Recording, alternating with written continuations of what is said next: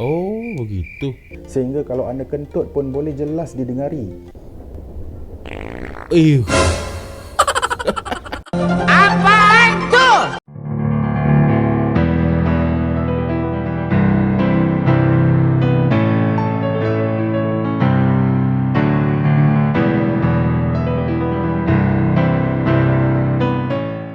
Yure, assalamualaikum warahmatullahi wabarakatuh. Bertemu lagi ya, ada saya di sini Cak Lonjong, salam lonjong. Iya. Apa kabar kawan-kawan? Semoga semua dalam kondisi yang sehat ya. Amin ya robbal alamin. Ya guys, jadi beberapa hari yang lalu itu aku kan memang selalu setiap harinya mengupload video ya. Jadi ada beberapa komentar itu, Cak nampak makin kurus. What? Iya kare. Aduh. Ini sebenarnya bukan karena faktor diet, bukan ya, karena memang porsi makannya agak aku kurangi sedikit guys ya. Biasanya 3 kali sehari, 2 kali sehari, atau 1 kali sehari saja makannya ya. Jadi kalau ada yang menganggap aku kurus, wah ini sebuah progres peningkatan ini ya. Tapi bentar ya, nampak kurus tak? Atau memang menurut kawan-kawan biasa saja Cak, nampak seperti biasanya, tidak terlalu kurus, tidak terlalu gemuk, atau mungkin malah gemuk Cak? Nah, boleh komentar ya di ruang komentar. Oke, tanpa membuang asa. Jadi ketika aku membuka Instagram ya, ada banyak sekali kawan-kawan yang meminta saya untuk mereaction video dari Ahaxpedia ya. Aku scroll ya. Oke, aku buka video Expedia dan ternyata aku malah menemukan video yang sepertinya aku belum pernah mereaction dari Expedia guys. Nah ini dia videonya ya. Nah ini dia ya. Jadi tajuknya adalah 7 perbuatan sopan di Malaysia tapi biadab di Jepun. What? Nah ini sepertinya belum pernah aku reaction guys, dan cukup menarik ya kalau kita bahas di video ini ya. Oke, setuju ya. Oke, kita akan mencoba untuk mereaction ya, apa saja 7 perbuatan sopan di Malaysia tetapi biadab di Jepun alias Jepang ya. Oke, kita akan mencoba mereaction bersama-sama video dari Expedia ya. Tetapi sebelum itu hanya sekedar mengingatkan ya, untuk kawan-kawan yang beragama Islam yang belum sholat, jangan lupa sholat dulu ya. So, langsung saja kita mulai videonya seperti apa. Wih. Salam kawan-kawan. Malaysia terkenal dengan penduduknya yang bersopan santun dan berbudi bahasa.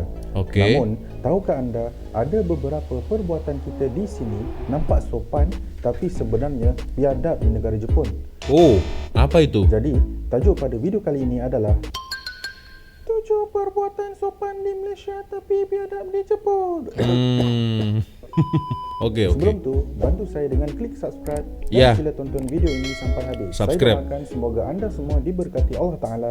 Terima kasih. Amin. Ini video awal dari Expedia ya. Di dalam kereta api, Densha atau dalam bahasa Melayunya kereta api adalah salah satu medium pengangkutan di negara Jepun. Di dalam kereta api. Terima kasih.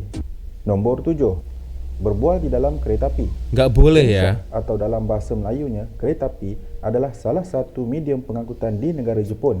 Kebanyakan orang Jepun memilih untuk menaiki kereta api daripada kereta untuk sampai ke destinasi. Jadi, tidak hairanlah pada waktu rush hour, iaitu ketika nak pergi kerja atau pulang dari kerja, anda terpaksa berhimpit-himpit di dalam gerabak. Walaupun penuh dengan manusia, suasana di dalam gerabak ini adalah sangat sunyi. Oh, begitu. Sehingga kalau anda kentut pun boleh jelas didengari.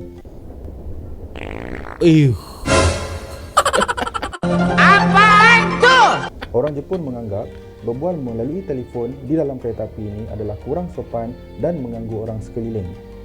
Jadi seeloknya matikan phone anda atau pakai WhatsApp saja. Jadi kalau berbual di dalam kereta api ya, Shinkansen itulah ya, di Jepun itu sangat tidak sopan ya. Itu kalau maksudnya mungkin dari Amin Expedia, ketika kita berbual-bual mengangkat handphone ya, atau mungkin berbicara dengan orang di handphone, itu memang sudah jelas cukup mengganggu guys ya. Tidak hanya di Jepun, bahkan di Malaysia, Indonesia pun juga sama ya. Kalau kita berbual-bual secara keras ya, secara nyaring dengan orang di telepon atau di handphone, dan itu pastinya akan mengganggu orang-orang di sekitar kita guys ya. Aku rasa sama saja sih ya, jadi tidak ada bedanya ya. Mungkin kalau berbual dengan kawan di samping boleh tak? I don't know ya. Yang tahu mungkin boleh komentar. Oke, next ya. Nombor 6. 6. Hulur duit. Di Hulur Jepun, duit?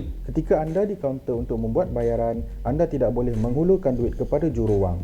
Sebaliknya, anda perlu meletakkan duit tersebut di atas tempat khas yang disediakan. Bukan duit saja, kad juga perlu diletakkan di sini. Tujuan tempat khas bayaran ini adalah untuk keselesaan dan keselamatan pembeli. Oh begitu guys, aku baru tahu ya. Ternyata ada tempat khusus. Ini juga mungkin berlaku di Jepun saja ya, tapi kalau di Indonesia atau Malaysia atau di kawasan Asia Tenggara maybe ya, ketika kita selepas membeli barang, kita pasti akan memberi duit kepada sang perniaga atau sang pedagang ya, kita memberi duit. Kalau di Jepun beda sistemnya ya, jadi ada tempat khususnya sendiri. Oke. Next.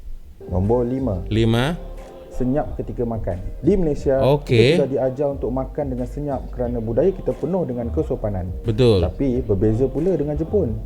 Jika anda pernah melihat orang Jepun makan, mereka pasti akan membuat bunyi, terutama sekali ketika makan soba atau udon. Oh. Iya. Ini kerana orang Jepun menganggap jika anda makan dengan senyap, bererti anda tidak menikmati makanan tersebut. Sebaliknya, jika anda membuat bunyi ketika makan, tukang masak akan gembira kerana dia tahu makanan yang dia masak itu adalah sedap. Anda boleh cuba makan secara gelojoh dan bising di depan bakal mak mertua anda di Jepun. Confirm jadi kahwin. Iya. Tapi emang betul sih guys ya. Kalau menurut orang tua zaman dulu, kalau kita makan ada suaranya itu nggak sopan guys ya. Adabnya kurang adab itu. Tapi sepertinya semakin lama kebiasaan ini semakin berkurang dikarenakan di YouTube, Instagram atau sosial media ASMR ya, makan-makan mukbang itu malah sekarang banyak sekali ya suara-suara yang dihasilkan di video-video tersebut.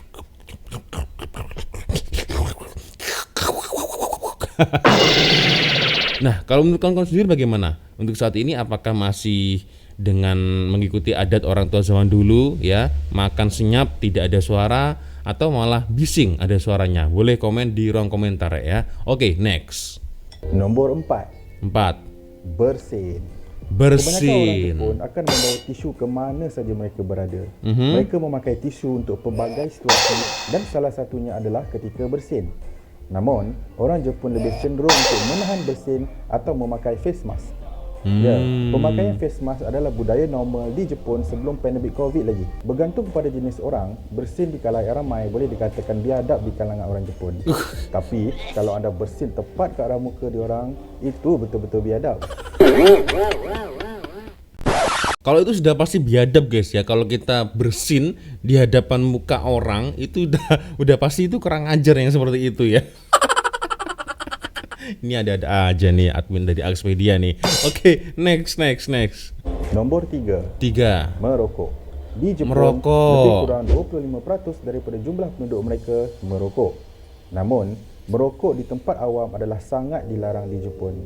Namun, masih dibolehkan jika anda merokok di kawasan yang tiada orang, tapi anda perlu membuang puntung rokok di tempat yang disediakan. Oke, kalau untuk masalah merokok sepertinya hampir sama ya di Malaysia. Jadi tidak sembarang tempat kita boleh merokok, hanya di tempat-tempat outdoor atau mungkin ada tempat-tempat bilik-bilik yang sudah disediakan di tempat tersebut ya, tempat khusus untuk merokok atau room smoking. Nah, terkait pasal rokok ya, kebetulan ini aku juga ada cerita ya dari salah satu kawan aku yang pernah datang ke Jepun guys. Karena ketika kawanku datang di Jepun itu hampir rata-rata di sana orang jarang ada yang merokok guys. Karena apa? Karena menurut kawan aku yang pernah datang ke Jepun, rokok di sana itu harganya cukup mahal sekali ya. Dan ketika kalau ada orang Jepun yang mengetahui atau tengok ada orang merokok, mereka menganggap wah itu orang kaya karena harga rokok di sana itu sangat mahal guys ya. Dan pengalaman kawan aku ketika berada di outdoor merokok ya, ini ada pengalaman unik. Jadi ada orang Jepun ya, tidak kenal, tidak tahu namanya. Kawan aku sedang merokok nih, tahu-tahu ada orang Jepun datang ya, dia meminta rokok. Itu budaya yang cukup aneh menurut aku ya, karena kalau aku sendiri ya, atau mungkin kawan-kawan ya, kalau kita meminta rokok dengan orang yang tidak kita kenal pasti segan lah ya, malu. Tapi di Jepun malah justru kebalikannya guys ya. Ini menurut cerita kawan aku yang pernah datang ke Jepun ya. Betul atau tidaknya mungkin kawan-kawan boleh sharing di komentar yang pernah datang ke Jepun, mungkin boleh cerita ya bagaimana suasana di sana ya. Oke, next. Nombor 2, 2. bagi tips. Oh. Memberi tips kepada orang Jepun selepas selesai berurusan Nggak boleh. sangat tidak digalakkan. Oh. Ini kerana mereka menganggap tips adalah tidak diperlukan kerana pelanggan sudah membayar atas servis yang baik dari mereka. Ada juga yang mengatakan perkara ini biadab, seolah-olah anda meremehkan pekerjaan mereka. Oh. Tapi saya suka, sebab dekat Malaysia pun saya tak pernah bagi tips. Nombor 1, Sama aja dengan saya ya. Tapi kalau kita membicarakan tentang masalah duit tips ya, atau uang tips ya, kawan-kawan bagaimana guys? Kalau aku sendiri sih tergantung mood kita, tergantung bagaimana employee tersebut atau karyawan tersebut ya memperlakukan kita. Kalau itu memang sangat-sangat baik ya, membantu pekerjaan kita dengan cukup ringan, misal kita belanja guys ya, kita belanja, kita shopping ya, shopping banyak lalu dibantu atau dibantu barang-barang kita dibawa di kereta kita misal ya, mungkin aku akan bagi tips ya. Tapi kalau di Jepun ternyata memberi tips itu adalah sesuatu yang sangat-sangat meremehkan mereka. Dan ini mungkin salah satu bukti kalau negara Jepun itu sangat-sangat jarang ada kasus korupsi guys ya. Korupsi, tahu kan ya korupsi. Jadi kalau ketika mereka menjadi seorang penting atau pejabat tinggi, mereka melakukan korupsi, dengan sadar diri mereka akan mengundurkan diri. Nah, beda lagi ceritanya kalau yang ada di Indonesia, negara saya. Bener juga ya. Kalau korupsi harus nunggu ditangkap dulu baru mereka mundur dari jabatannya. Oke, next. Nomor 1 ya. 1. Menyebut perkataan mangkuk atau cincin, kerana ada beberapa perkataan yang biasa kita gunakan ada maknanya dalam bahasa Jepun, antaranya mangkuk dan cincin. Mangkuk dan cincin dalam bahasa Jepunnya berarti alat sulit wanita dan alat sulit lelaki. What? Jadi hati ya. Kalau anda dah tutup sampai sini, saya ucapkan kalau anda Mangkuk cincin. Ini aku juga baru tahu ini. Mangkuk alat sulit wanita, cincin alat sulit pria. Aku baru tahu ini. Waduh. Ini admin Akspedia tahu dari mana ini ya? Masalah ini. Oke. Itu tadi guys ya, video dari Akspedia yang sepertinya belum pernah aku reaction ya, dan sengaja memang aku reaction di video ini karena memang ya belum pernah aku reaction ya. Jadi aku coba untuk reaction ya agar semua kawan-kawan terhibur ya. Oke, sepertinya itu sudah untuk video saya kali ini, dan aku minta maaf bila ada kesilapan kata-kata baik dari awal video sampai di akhir video ya. Dan seperti biasanya jika ada video menarik, nah ini ya, kirim di sosial media saya, Instagram, TikTok ataupun di Facebook ya. Dan akhirnya saya Cak Lonjong. Wassalamualaikum warahmatullahi wabarakatuh. I love you Malaysia, I love you Indonesia. Bye bye Re.